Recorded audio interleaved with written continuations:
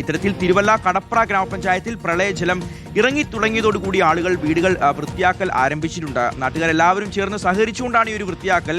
അതെപ്പോഴും മലയാളികളുടെ ഒരു പ്രത്യേകതയാണ്. 2018 മുതൽ ഏതൊരു വർഷമാണെങ്കിലും പ്രളയത്തിൽ മുങ്ങുന്ന ഒരു കാലത്ത് എല്ലാവരും ഒരുമിച്ച് ചേർന്നുകൊണ്ട് ഈ നാടിനെ കൈപിടിച്ചുയർത്തുന്നത് നമ്മൾ കാണുന്നതാണ്. നമ്മൾ അനുഭവസ്ഥരാണ്. നമ്മളെല്ലാവരും അതിനോടൊപ്പം എല്ലാവരും കൂടി ഒരുമിച്ചങ്ങ് ഇറങ്ങിയിട്ടുള്ളതുമാണ്. വെള്ളം കയറി അലങ്കോലമായിട്ടുള്ള വീട് വൃത്തിയാക്കി പഴയ പോലെ ആക്കാൻ ഒരു ദിവസമെങ്കിലും എടുക്കുമെന്നുള്ളതാണ് പുളിങ്കീഴ് സ്വദേശി ദീപു പറയുന്നത്.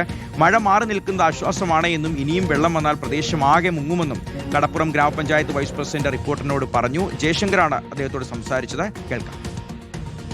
തിരുവല്ല പുളിക്കീഴ് പ്രദേശത്ത് ഇപ്പോഴും രൂക്ഷമായ വെള്ളക്കെട്ട് തുടരുകയാണ്. ചെറിയ തോതിൽ 2 അടിയോളം വെള്ളം ഇതിനോടകം തന്നെ ഇറങ്ങിയിട്ടുണ്ട്. പക്ഷേ അപ്പോഴും ഇതാ റോഡിൽ ഉൾപ്പെടെ വലിയ തോതിൽ വെള്ളക്കെട്ട് ഇപ്പോഴുമുണ്ട്.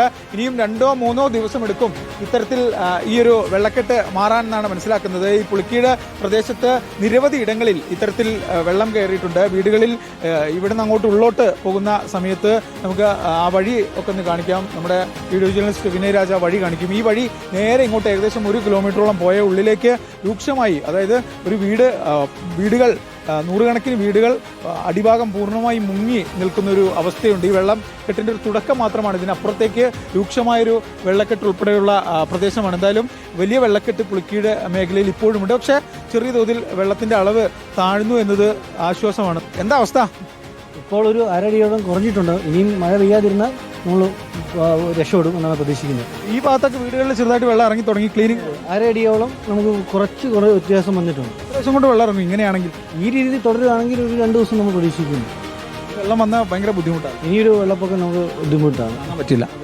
എന്നാലും ഇപ്പോൾ വെള്ളം അല്പം ഇറങ്ങിയത് ആശ്വാസമാണ്. പക്ഷേ ഇനിയും ഈ സ്ഥിതി തുടരുകയാണെങ്കിൽ ആശ്വാസമാണ്. അല്ലെങ്കിൽ വീണ്ടും അപ്പോൾ കാര്യങ്ങൾ സങ്കീർണമാകുമെന്നാണ് പഞ്ചായത്തിന്റെ വൈസ് പ്രസിഡന്റ് പറയുന്നത്.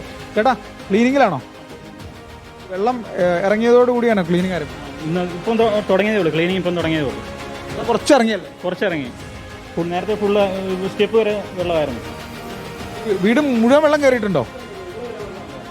ഈ സ്റ്റെപ്പ് വരെ വെള്ളം ഉണ്ടായിരുന്നു. ഇപ്പം ക്ലീനിങ് നടന്നുകൊണ്ടിരിക്കുകയാണ്. എത്ര സമയം എടുക്കും?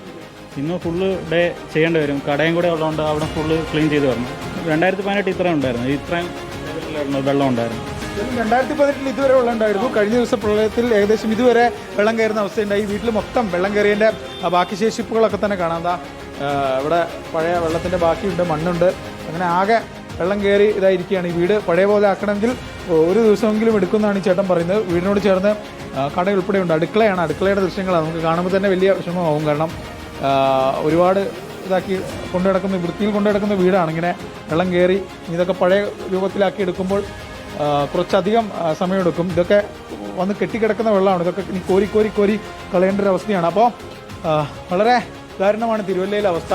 ഇനിയും മഴ പെയ്താൽ നദികളിൽ വെള്ളം ഉയർന്നാൽ അത് തിരുവല്ലക്കാരെ സംബന്ധിച്ച് വലിയ ആഘാതമാകും. ഇപ്പോഴെന്തായാലും ഒരു ഇടക്കാല ആശ്വാസം. മഴ മാറി നിൽക്കുന്നതും വെള്ളത്തിൻ്റെ അളവ് കുറഞ്ഞതും ആശ്വാസമാണ്. ആ ഗ്യാപ്പിൽ അത്യാവശ്യം വീടുകളൊക്കെ വൃത്തിയാക്കി പഴയ ജീവിതത്തിലേക്ക് തിരിച്ചു പോകാനുള്ളൊരു ശ്രമത്തിലാണ് തിരുവല്ലക്കാരുള്ളത്.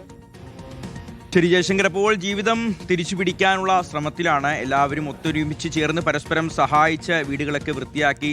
ഇത്ര വൃത്തിയായി സൂക്ഷിച്ചിരുന്ന വീടുകളാണിത്. ചെളിവെള്ളം നിറഞ്ഞ് അരപ്പൊക്കത്തിലൊക്കെയാണ് പല വീടുകളിലും വെള്ളം കയറിയിട്ടുള്ളത്. 1ാമത്തെ നില മൊത്തത്തിൽ മുങ്ങിപ്പോയ വീടുകളുണ്ട്. വീട്ടുപകരണങ്ങൾ, വീട്ടു സാധനങ്ങളെല്ലാം നശിച്ചുപോയിട്ടുള്ള ആളുകളുണ്ട്. ലക്ഷക്കണക്കിന് രൂപയുടെ നഷ്ടമാണ് ഓരോ വീട്ടുകാർക്കും സംഭവിച്ചിട്ടുള്ളത്.